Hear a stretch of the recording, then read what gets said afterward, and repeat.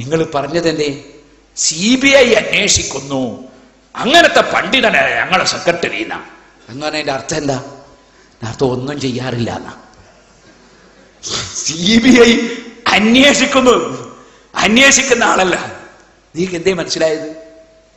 ഞാൻ ചോദിക്കട്ടെ, ഇമാം ഷാഫിഈ റളിയല്ലാഹു അൻഹുവിന്റെ കൈക്ക് ആമം വെച്ച് പിടിച്ചു കൊണ്ടുപോയിട്ടില്ലേ? അതിന്റെ പേരിൽ ഷാഫി ഇമാമിനെ തള്ളണമെന്ന് പറയാൻ നിങ്ങൾക്ക് ധൈര്യമുണ്ടോ? ഇമാം ബുഖാരി റളിയല്ലാഹു അൻഹുവിന് സ്വന്തം ജീവിക്കാൻ കഴിയാതെ അല്ലാഹുവേ ഇൻ കാനത്തിൽ വഫാതു ഖൈറൻ ലീ ഫഖ്ബിനി ഇലൈഹി, വഫാത്താണ് ഖൈറെങ്കിൽ എന്നെ മരിപ്പിക്കണേ എന്ന് ദുആ ചെയ്യുന്ന അവസ്ഥ ഇമാം ബുഖാരിക്ക് വന്നിട്ടില്ലേ? ചോദിക്കട്ടെ, ഇമാം ഇബ്നു ജരീർ തുബരി റളിയല്ലാഹു അൻഹുവിന്റെ മയ്യിത്ത് സ്വന്തം വീട്ടിൽ പോലും മറവ് ചെയ്യാൻ അനുവദിക്കാതെ ശത്രുക്കൾ ഫിത്നയും ഫസാദും പറഞ്ഞിട്ട് ഇമാം തുബരി തങ്ങളുടെ മയ്യിത്ത് രാത്രി സമയത്ത് വീട്ടിന്റെ ഉള്ളിൽ മറവ് ചെയ്ത സംഭവം നടന്നിട്ടില്ലേ? അഹ്മദ് ഇബ്നു ഹംബൽ റളിയല്ലാഹു അൻഹുവിനെ ജയിലിൽ അടിച്ചിട്ട് രക്തം പൊട്ടി ഒലിച്ചിട്ടില്ലേ? ഒരുപാട് ഇമാമിങ്ങളെ കൊന്നൊടുക്കിയിട്ടില്ലേ? അതുകൊണ്ട് ഭരണാധികാരികളുടെ ഒരു അന്വേഷണം വന്നതിന്റെ പേരിൽ പോയിട്ട്, കൈക്കാമം വെച്ച് പിടിച്ചു കൊണ്ടുപോയതിന്റെ പേരിൽ പോയിട്ട് ഇമാം മാലിക് റളിയല്ലാഹു അൻഹു കൈപ്പല കടിച്ച് ഭരണാധികൾ പൊട്ടിച്ചിട്ടില്ലേ? ചോദിക്കട്ടെ, ഇമാം അബൂ ഹനീഫ റളിയല്ലാഹു അൻഹു അറസ്റ്റ് ചെയ്തിട്ടില്ലേ? ഇമാം അഹ്മദ് ഇബ്നു ഹംബലിനെ അറസ്റ്റ് ചെയ്തിട്ടില്ലേ? മഹാനായ ശാഫി ഇമാമിനെ അറസ്റ്റ് ചെയ്തിട്ടില്ലേ? 4 മദ്ഹബിന്റെ ഇമാമിങ്ങളും ഭരണാധികാരികളായ രാഷ്ട്രീയക്കാരുടെയും മറ്റും ഇടപെടലുകൾ കൊണ്ട് പ്രയാസങ്ങൾ അനുഭവിച്ചിട്ടില്ലേ? അതിന്റെ പേരിൽ ആരോപണം ഉന്നയിക്കപ്പെട്ട പണ്ഡിതനെ തള്ളണമെന്നാണ് നിങ്ങൾ പഠിപ്പിക്കുന്നതെങ്കിൽ നിങ്ങൾ 4 മദ്ഹബിന്റെ ഇമാമിങ്ങളെയും തള്ളേണ്ടി വരില്ലേ? നിങ്ങൾ പണ്ഡിതന്മാരുണ്ട് ഇവിടെ എന്ന് ആലോചിക്കണം. ഒന്നുകൂടി പറയട്ടെ, ദുൽ ഇൽമി യഹ്മിലു കുല്ലത്തൈനി ഫീഹി വലാ ദുത്തൈനി മിൻഹു യറാ ശൈഅൻ സിവൽ ഖൈരി. ഒരു 7 കിതാബുണ്ട്, അതൊന്ന് ഓതി നോക്കണം. എന്തേ പറഞ്ഞത്? വിവരമുള്ളവർക്ക് ആക്ഷേപത്തിന്റെ ക്രൂരമ്പുകൾ വരും, അവരത് സഹിക്കേണ്ടി വരും. എന്നിട്ട് എന്തേ അതിന് ഉദാഹരണം പറഞ്ഞത്? എന്നാൽ അതേ ദുൽ ഇൽമി യഹ്മിലു കുല്ലത്തൈനി ഫീഹി വലാ ദുത്തൈനി മിൻഹു യറാ ശൈഅൻ സിവൽ ഖൈരി. പക്ഷെ ആക്ഷേപിക്കുന്ന കക്ഷികൾ ഒരിക്കലും തന്നെ ഇങ്ങോട്ട് ക്രൂരമ്പുകൾ എഴുതിവിടുമ്പോൾ അതുപോലെ അങ്ങോട്ട് ക്രൂരമ്പുകൾ എഴുതിവിടുന്നവരാവുകയില്ല വിവരമുള്ളവർ.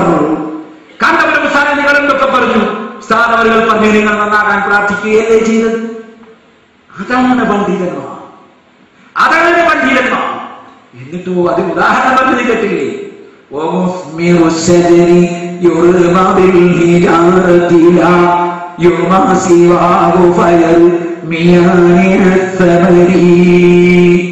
ധാരാളം മാങ്ങകളുള്ള ഒരു മാങ്ങാമരം. ഇവിടെ എന്താ മലപ്പുറത്ത് ഒരു മൂച്ചി മാവ് എന്ന് പറയൂലേ, മാവ്. ആ മാങ്ങാമരത്തിന് വികൃതിയുള്ള കുട്ടികൾ അവര് സ്കൂള് വിട്ടു പോകുമ്പോൾ നല്ല പഴുത്ത മാങ്ങ കിട്ടിയപ്പോൾ അവര് മേൽപോട്ട് നോക്കി, ധാരാളം മാങ്ങയുണ്ട്. അവര് കരടുത്തെറിയാൻ തുടങ്ങി. ഓരോ ഏറുമെറിയുമ്പോൾ ഈ മാങ്ങാമരം ചെയ്യുന്ന എന്താണെന്നറിയോ, മാവ് ചെയ്യുന്ന എന്താണെന്നറിയോ? പിന്നെയും മാങ്ങ കൊടുക്കുകയാണ്. എറിഞ്ഞടാ, കൊണ്ടുപോയിക്കടാ. അങ്ങനെ എതിർക്കുന്ന വ്യക്തികൾക്ക് മുഴുവനും മാങ്ങ വിതരണം ചെയ്തു, പകരം കല്ല് കൊടുത്തില്ല. അതാണ് ഫലവൃക്ഷമുള്ള മരത്തിന്റെ സ്വഭാവം. പകരം കല്ലുകൊണ്ടെറിയില്ല, മാങ്ങ കൊടുക്കും. എത്ര കൊടുത്തു, എങ്ങനെയൊക്കെ കൊടുത്തു, എന്തെല്ലാം കൊടുത്തു. അത് കൊടുക്കുമ്പോ പിന്നെയും എറിയട്ടെ. നമ്മളെ പ്രവർത്തനം തുടരും, മാങ്ങ കൊടുത്തുകൊണ്ടേയിരിക്കും. ഈ മാങ്ങ മധുരമുള്ള മാങ്ങയാണ്. ഇത് പുളിക്കുന്നതല്ല. പുളിക്കുന്നതാകുമ്പോഴാ പിന്നെ താങ്ങാൻ പറ്റാതെ വരുന്നത്. ഇത് പുളിക്കുന്നതല്ല, ഇത് മധുരമുള്ള മാങ്ങയാണ്. ആ മധുരമുള്ള മാങ്ങയെ ഒരല്പം ആസ്വദിക്കാൻ കഴിഞ്ഞവരൊക്കെ പിന്നെയും ആസ്വദിക്കാൻ വേണ്ടി വെമ്പൽ കൊള്ളും. അപ്പോൾ തീരെ ചില കക്ഷികൾ, ചില മരങ്ങൾ തീരെ മാങ്ങയില്ല, അതിനേറില്ല. ഒറ്റ മാങ്ങയില്ലാത്ത മാവിനാരെങ്കിലും എറിയോ? എന്നാൽ ചില മരങ്ങളിൽ പഴമുണ്ട്, ചക്ക, അത് പ്ലാവാണ്. മൂപ്പര് എറിഞ്ഞാലും കൊടുക്കൂല, എറിഞ്ഞില്ലെങ്കിലും കൊടുക്കൂല. ഇതെങ്ങനെ വെച്ച് കൂടലെന്നെ, ഹക്ക് തുറന്ന് പറയൂല.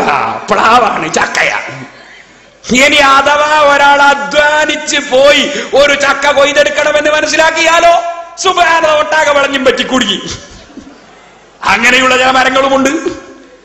അതുകൊണ്ട് മാങ്ങാമരത്തെ പോലെ നല്ല പഴുത്ത പഴങ്ങൾ വിതരണം ചെയ്യുന്ന ഒരു മഹാപണ്ഡിതൻ, ആ പണ്ഡിതനോട് കൂട്ടുചേർന്ന് പ്രവർത്തിക്കുന്ന സാധാതുക്കൾ, അവിടുത്തെ കീഴിൽ പ്രവർത്തിക്കുന്ന പ്രവർത്തകരായ ഞങ്ങൾ ഞങ്ങളുടെ ജൈത്രയാത്ര തുടർന്നുകൊണ്ടേയിരിക്കും.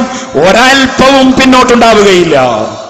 സമസ്ത കേരള ജമിയത്തുൽ ഉലമയുടെ നയം മഹാനായ കണ്ണിയത്ത് ഉസ്താദും ഇ.കെ. ഉസ്താദൊക്കെ പഠിപ്പിച്ച നയമുണ്ട്. ആ നയം അത് തെറ്റിദ്ധരിക്കരുത്. ഞങ്ങളെ കൂട്ടത്തിലുള്ള നേതാക്കന്മാരെ പിടിച്ച് രാഷ്ട്രീയക്കാർ സ്ഥാനാർത്ഥികളാക്കണം എന്നല്ല ഞങ്ങളുടെ നയം. മറ്റേ രാഷ്ട്രീയ പാർട്ടിക്കാർ സ്ഥാനാർത്ഥികളെ നിർത്തുമ്പോ ഞങ്ങളെ വിരോധികളെ നിർത്തരുത്.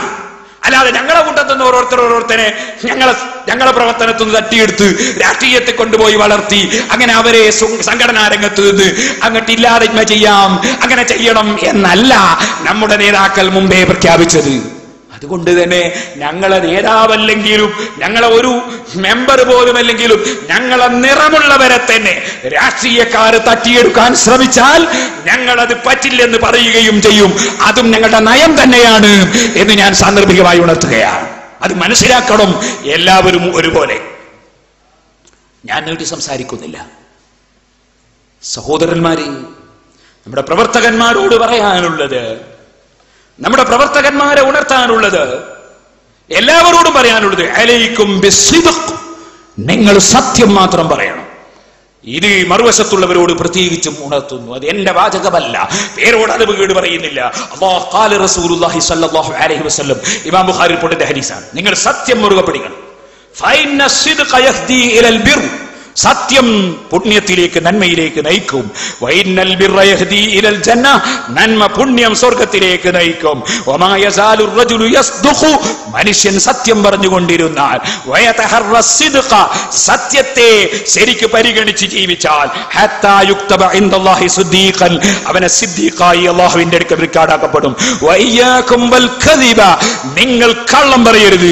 ഫൈനൽ കദിബ യഹ്ദി ഇലൽ ഫുജൂർ, കള്ളം തമ്മാടിത്തത്തിലേക്ക് നയിക്കും.